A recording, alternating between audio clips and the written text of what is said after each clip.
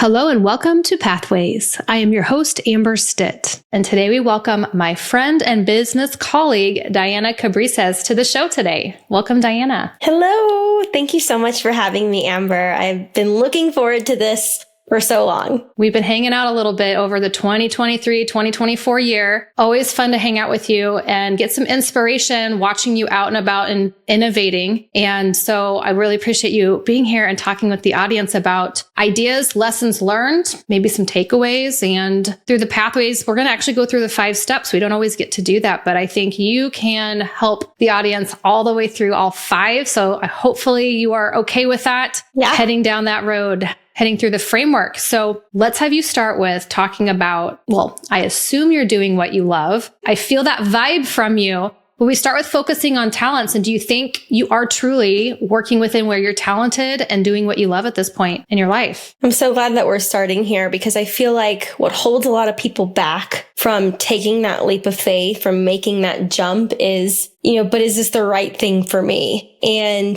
maybe there's a layer of it that I really love, but maybe there's another layer of it that I'm not really sure about. And that ends up just holding you back. And to be totally honest, I do feel exactly where I'm supposed to be. I love public speaking. I launched a business, to be a professional public speaker for my clients, to advocate for them and represent their brands. And I love what I'm doing. And at the same time, I could have said, I really love health and I was a health coach for a while and I became a birth doula. And I could have said, no, that's really my thing. I need to stick to what I know there. And that would have just held me back. So I think there has to always be an element of something in what you're doing in your day to day, whether that's your own business or working as an employee. There has to be something there that you love, but it doesn't have to be everything. In fact, it's more of, I kind of think of all the different endeavors that I've been on as stepping stones, right? I know that for a long time, I've wanted to be a public speaker. I've wanted to land big keynote gigs, and I'm finally doing that. But it took those stepping stones along the way of getting into sales and getting into marketing and going to speak for free and making videos. I didn't even know what I was talking about half the time. It took all of that to get to where I am. So I do love what I'm doing, but sometimes you don't have to love the entire thing. You need to love a big portion of it, but don't let that stop you from launching something. And I know I met you when you were doing something else and you were amazing there. And it was a software program.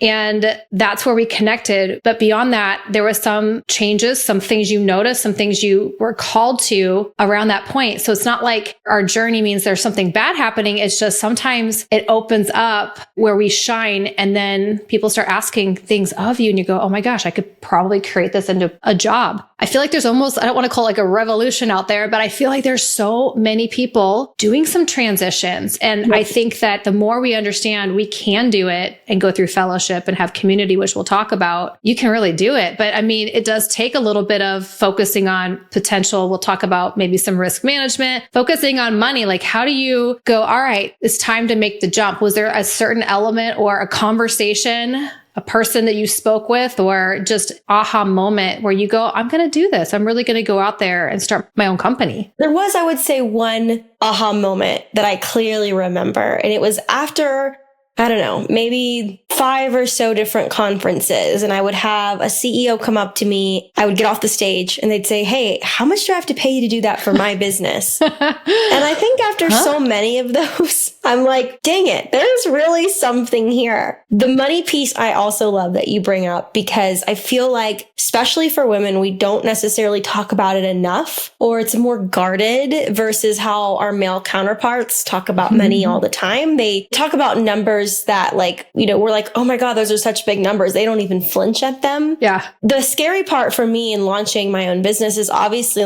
I like to say I jumped off of a W-2 paycheck cliff. That was a pretty deep dive and it was very scary. But if I hadn't been in that world and I hadn't worked for other people and other businesses and saved my money, they always say save for a rainy day. It's not really a rainy day. It's more of like a hell yeah, I'm going to do this kind of thing day. I don't think I would have been as financially confident in launching my business. I remember I took $20,000 out of my savings and I was like, all right, I'm going to live off of 10 for the next 3 months. And then I'm going to take the other 10, I'm going to invest it in marketing and getting my website going, like a really good, video production, just hiring some help to support me with it all. And I thought that was a pretty good, number. And then I launched my business, and it even then took another 3 months to get my first paying client. My client committed, but they're like, yeah, we have to start in March, and here it is in January. So always tell yourself that there's not the rainy day, but there are times and periods of retreat where you're going to need to rely on your money, but don't let that hold you back. And save, because while you have this idea today, continue developing it over time. When the time comes, that aha moment hits you and it's time to do this. You're going to thank your future self, right? You're going to thank your past self for having put the money aside. And you got to spend money to make money. I know you know this, Amber. But again, timing is everything in business. I couldn't have done that 5 years ago when I had barely anything to my name compared to this last year where my situation financially looked a lot different because I busted my butt for many years working for other people. And you mentioned sometimes doing things pro bono. Sometimes you got to get out there, get known. And a lot of times counterparts, we've talked about men just briefly, but a lot of men in my industry, my business partners, give me an analytic. I need a metric to sale. Does this convert? You bought this marketing. Why are you podcasting? How much money do you make doing that? All these things, sometimes they matter. Sometimes they give you experience. Sometimes they bring you a friendship, but got to get out there. I did a lot more investing in personal development in 23, scaling business, adding, and it changed a lot of things. I love that. But I like how you say you're not saving for a rainy day. You're saving for the freedom of choice to make those choices and not be scared about these little ideas that are popping around. Because you talked about doula, talked about the W-2. And sometimes if you like to do multiple things, I think if you can figure out what the main thing is and kind of set that up, then you still can have these odds and ends hobbies that could still monetize. Yeah. You don't have to just stay in your lane all the time. I think you can still expand as long as you kind of give yourself that time to get that up and running. So I appreciate you being honest about it's not always going to be right away that you're going to see the fruit. And it's like a tide that comes and goes, right? Even right now, where I am in my business, I'm constantly saving for what I know in the future is going to be that next big jump and the next one and the next one. And so I spent all that $20K, but now I'm restoring it again. And I know I'm going to spend it again and then I'll restore it again. Yeah. Money comes and goes. So I completely agree. The side hustle thing too, we don't have to be so narrow-minded in life. And I'm loving what you said about just looking online and seeing all these people transforming and transitioning. I'm loving that. And I'm loving, even I just get on social media and I see people doing all these side gigs and side hustles. And in the, beginning of it all, it might be challenging. You're going to spend a lot more time. You're working hard. But in the end, and then again, that's going to become the beginning of something else. You're so grateful that you did. And you have that freedom being the key word there. Yeah. And risk management, it can be a kind of a scarier sounding step, but really forecasting dreaming could be risk management. I think organizing, if you're going to do something like the steps, how would that be aligned? Having conversations with people, family, the structure behind it all could be a way to mitigate risk so that you can have resilience as you try new things. So when it comes to business ownership, you work with a lot of business owners. And have you seen any, I guess for the audience, is there anything you could share between your own business or what your other clients as business owners do to help themselves stay on top of the game, maybe manage their own risk by being out and about? Have you seen any fruit within just your clients of them doing things to help them protect because they're out there growing and innovating? Risk is really important. And there's different types of risk management, right? You have to think of legal risks. You have to think of financial risks, family risks. I will say for me personally, I don't know if blessed is the right word because there are times where I yearn for this type of life, but I'm not married. I don't have any kids. And I think that in of itself for a lot of people poses a huge weight on your shoulders of risk. I can't make this crazy jump because I have to support this huge family that I've built. And that is a beautiful thing to have in and of itself. I didn't necessarily have that. What I did have though for me is more of the family risk with just my mom and my sisters. So one of my very first hires in my business was my sister. She quit teaching and she relies on me, and she had a baby at this 3 months into the business launch. I was also her doula. And so we kind of help each other out. But I knew if I don't make this, if this doesn't work out, my family is at risk in that sense that I can't pay her anymore. And then she's completely out of a job. And it's different for her. So that was something that I considered too. Again, if I did have kids, I feel like it would have been, again, another barrier for me to like kind of stop and maybe choke a little and pause and say, do I really want to do this right now? But of course, thinking about the future and thinking about my mom as well, who's an immigrant in this country, it felt a little strange, maybe even a little uncomfortable, Amber, to quit my job. I was making six figures, jump off that paycheck cliff and start my own thing when my mom, came from nothing, had to flee her country because of communism, worked so hard every single day to make sure we went to school. And then I got to go to college and get an education. And here I am like, bye, I don't want to work for this company anymore. I don't want this steady paycheck. I don't like it anymore.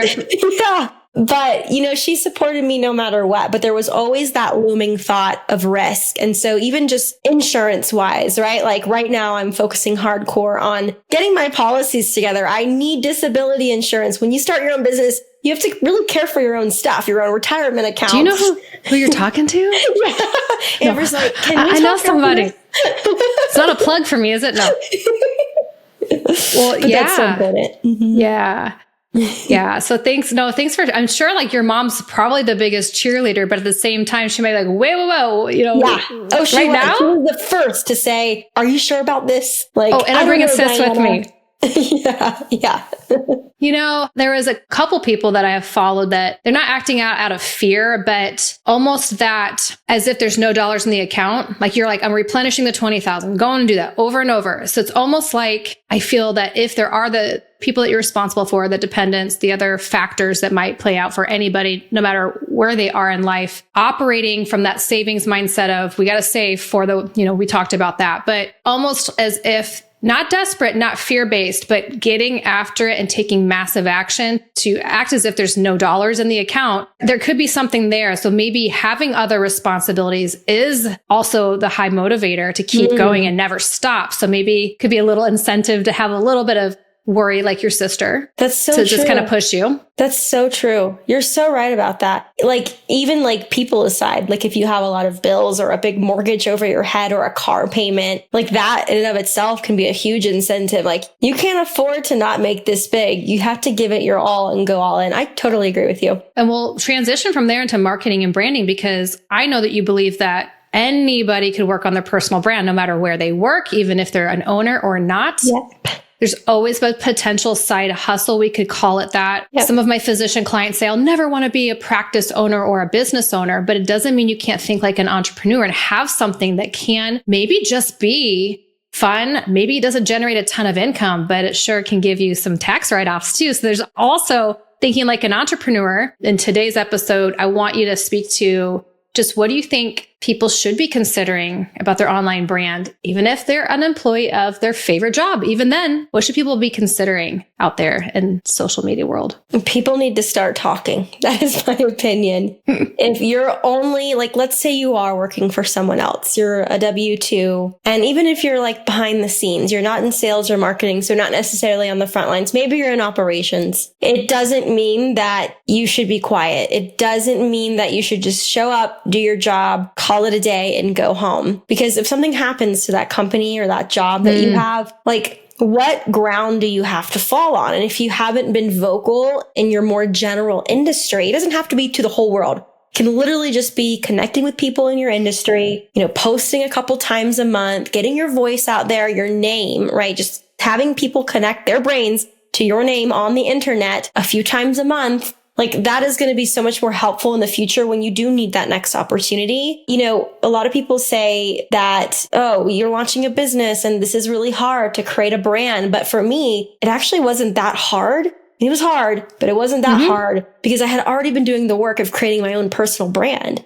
Even working for another company, I was already posting online. I was already very active. I would throw myself in the ring for like, put me at this conference or put me on stage, which is part of the speaking thing, right? The developing the talent. But no matter what, I was always making sure people knew Diana before just Diana as this employee of this company. That's important, especially if you're going out to represent them at a conference, but making sure people knew me as a human. So, if you are thinking of ever being an entrepreneur, even if today you have no idea what you'd want to do, but you have that feeling in your mind, I know I was meant for something bigger. I've always had that feeling personally myself. I've always listened to that voice. Start talking, start putting out content, even if it's just about who you are, your hobbies, things you're passionate about, because you're going to need that one day. And one day, again, you're going to thank your past self and be like, wow, I'm so glad I wasn't quiet all those years, because now when I really need this platform, this brand platform to stand on, I've developed a little bit of that. So I'm such an advocate for that, Amber. And we could dive into so many other things, marketing and tech, but the branding piece, I love that you started with that. And it's not hard to use your name. Hey,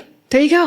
You don't have to be too creative. It's almost more simple just to go. I know I have amberstitt.com. You have yours. Yes. Most people have that. And it's like, it can be so simple. And I know that I've gone clever before. I used the word crisp back in the day with like some entities, and no one can spell crisp, and it's crisp, and you got a crispy bacon. No, crisp apple, and no one could. So don't be cute and clever. Sometimes just keep it simple. Yeah. On that note, do you have anything to share about what not to do, or what you're seeing people maybe could do better at? Well, honestly, what not to do is not be quiet. As I mentioned before, is not let imposter syndrome get in the way of you putting yourself out there, not letting what they call comparison is a thief of joy, right? Like not letting comparison get in the way, because maybe you want to be at, a certain level 10, but today you're only at level 1. And it doesn't mean that you can't get to 10. I think a lot of people think you have to find your voice. So I'm not going to be posting right now because I can't find my voice. You don't find your freaking voice. You develop your voice. And that takes practice, just like anything else out there. So not letting those mentalities get in the way, I think is really important. We could get way more specific with marketing. I think what you said was so spot on. Don't waste time trying to be extremely clever. Like, your name has a lot of power. And think about the way people find things online today. If someone is searching your name, you want them to see as much information about you as possible. You should have a website, even if it's a basic landing page, that has your photo on it and a bio of what you do today and literally nothing more. Maybe a contact or email me button. That is so much better than having nothing. And you're building that SEO already online. And so definitely think about being simple, using your name, getting that SEO presence going. Maybe it's just a landing page. Also, when we think about some of the best marketing channels to connect with people, social media is really important. And personally, it's been a great channel for me to build my brand. So has traditional in-person, going out to conferences. And now I help advisors do this with their own business brands. That's all really important. But another extremely important channel is email. And so if you are wanting to eventually launch another product or another brand in the future, or maybe it's your first business ever, having an email list of 100 people is actually really valuable than having no email list. So maybe today it starts as something so simple of, hey, I send out a monthly email about my 10 growth tips or whatever it is that you do, compliance, risk, insurance, whatever it might be. Start building that email list. Even if you're not ready to do something big, again, in the future, you're meant to be bigger. Start working on that now. Collect those emails, get that social presence going, get out, get in person, be original, be yourself, use your name. There's nothing more powerful than your name. I feel like you're touching on consistency. And the email list is that sleeper, because we've seen platforms change, platforms or accounts get hacked. And then what do you do? But if you can go back to something that's more like your own property, essentially, opt in, of course, but that's where you can have some more control there, but then being consistent with the message. And I feel like other marketing experts are saying almost have more fun than be so serious. I know on one of your breakouts at WFS, you talked about the terminology. What are we doing? Make it user friendly. It doesn't make you seem smarter. It just makes you almost unreachable if you're being too difficult and fancy with your expertise at times. When it comes to copy and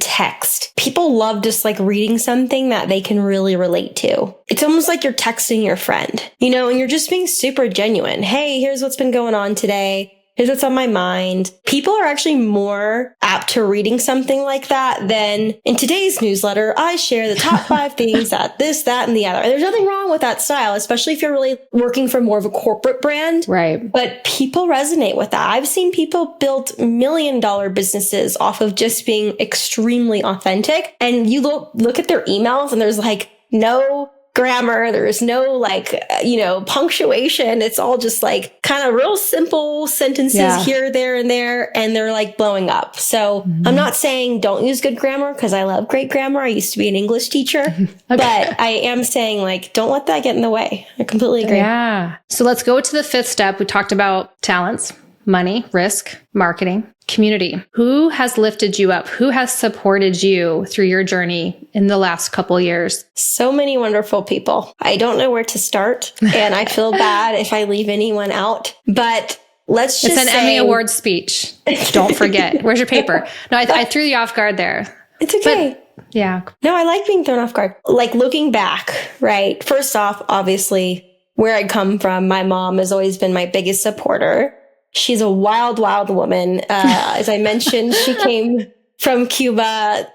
Cuba obviously turned communist, and we won't go down that rabbit hole of conversation, but she was a warrior. She had to fight for everything that she has, and she had to speak up. And, there were times where she worked multiple jobs, and I was there along her at nighttime at the restaurant in the back of the booth, or 3 a.m. throwing newspapers, or she'd shove me to the front of the line and tell me to ask for a discount. And that actually helped me develop this sense of confidence. So everything stems from her, as wild as she is. And then I start to think about the last, let's say, 7 years of my career in financial services. And I think about all of the jobs I had and the leaders that I had and what they recognized in me. And they recognized, dang, Diana needs to be on the front lines. She's a good salesperson. She can talk really well. And they would tell me these things and I didn't even know it. I remember one of my bosses being like, you need to be in sales. Why the heck do we have you on the customer success side? And I was like, I like what I do. I love talking to customers. They're like, no. You have a talent. And then fast forward to like my last job at Snappy Kraken, and my leaders there, like Robert Sophia and Angel Gonzalez, just some of the best marketers in the space that I know. Mike Yebbio, he was my direct boss, and they were always just like telling me how amazing I was and always lifting me up, but also critiquing me and helping me along the way. This past, year or so of running my business, women, holy moly, women have been of such support around me. As you know, we've been to the WIFS conference, WIFS, I should say. Tony, who is just such an amazing person and president. And God, you and like Lindsay and Elena, like I feel like everyone has just inspired me or supported me along the way. I should say also my sister, because she's my big sis. And even though, I hire her and she's on my payroll, she's still my big sister, and she's still there to like lift me up when I need it and remind me, hey, look how far you've come. Like, keep going. Don't give up. There's more people I'm not remembering or mentioning, but there's just mentors all around me, always willing to help me. That's huge for me. We talked about maybe the marketing piece, the maybe getting out there, having a voice, posting. There's really no excuses now. You can go online, you can go out, have coffee. You can build it however you like to. And if you don't love being out and about for long durations, go to the coffee, go to the quick happy hour. There's so many ways. But like, the more you resonate with people, I mean, how many times you get off stage and people are like, can I hire you? But how many times have people said, oh my gosh, I saw that post. I see you everywhere. I bet people say that to you all the time. And there's some fun behind that because that can generate opportunities. So it might feel kind of weird to get out there to be posting, but find a post buddy, like a pod, they call them now. Get out there, like you said. I know that we'll take pictures and we'll post as we go and do different things. I think that's a safe way to do it. But the community is so important because initially when I was building out this step, I was thinking more of a business owner and making sure you can leverage or send a client somewhere to a trusted advisor. And then I was like, no, it's more than that. It's your church, it's your neighborhood or wherever, but it's got to be a positive community that's bringing that vibe to the next level, because you named all these people that were saying you're amazing. And was there ever a point you were like, oh, I'm good over here? Did you ever downplay it? Probably. Yeah. I have a bad habit of doing that. I think a lot of women maybe do. Yeah. And maybe I'm just, But I think you don't hear it until you really hear it. Like, people can tell you over and over again, but something has to happen and it's different. That looks different for everybody. And then you finally hear it and you're like, oh, okay. And like, after launching my business and running it for as long as I have, I'm like, man, I wish I would have listened to them sooner. And that's why your tribe is so important, because you have a Tony, you're talking Tony Denver. I'm talking Tony AZ. She was one for me. Riding in a taxi, we're just chatting about something. And then about a year later, I was like, oh my gosh, that was resonating in a different way. And you talked about layers at the very beginning. Sometimes you just never know, but keeping that open mind, and we got to stop downplaying what we're good at, especially when people are giving us compliments, because that might be your next business line. Yep. And it's just kind of like similarly to how we look at ourselves in the mirror. We're often our biggest critics, right? Like, we see a picture of ourselves. Oh, I hate that picture of me. But your friend right next to you is like, you look great. What are you even talking about? And it's literally the same thing mentally. And with our own talents, we think the same. Like, oh, no one's going to listen to me, or this isn't really that good.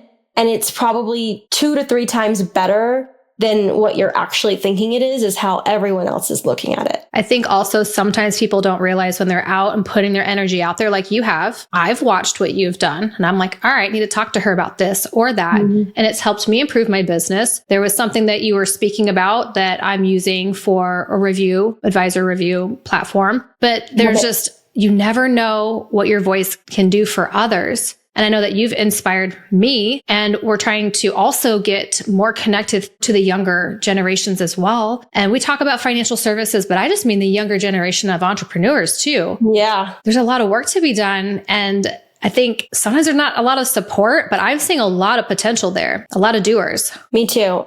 This next generation is, there's so much to say about this next generation. I think they've all kind of like grown up more on social media than we ever did. And they're learning a lot faster and they're trying a lot sooner. And we have to be there for them to help them, not to necessarily formalize things, but to just like show them what we've learned and where we've gone wrong and things we've done really well, and just help polish them in a way. And this really ties in with community too, because when I launched, and since then, I've had a lot of women reach out from different countries even that have said, hey, I follow you on LinkedIn. I've seen your posts. I'd love to chat with you. And I always make time for them. Even when I don't have the time, I will always make the time, even if it's just 1 hour a week, or sometimes it's every other week, where I'm meeting with somebody new because they want to do something like I did. Or they want to launch this. I think that's so important. Another thing that someone else said recently at a conference I was at was go to your local colleges as well, and go to your universities and just tell them, hey, here's what I do. And I want to come in and I want to be a guest speaker for your class and talk to them about what I've learned. I would even argue to go beyond that.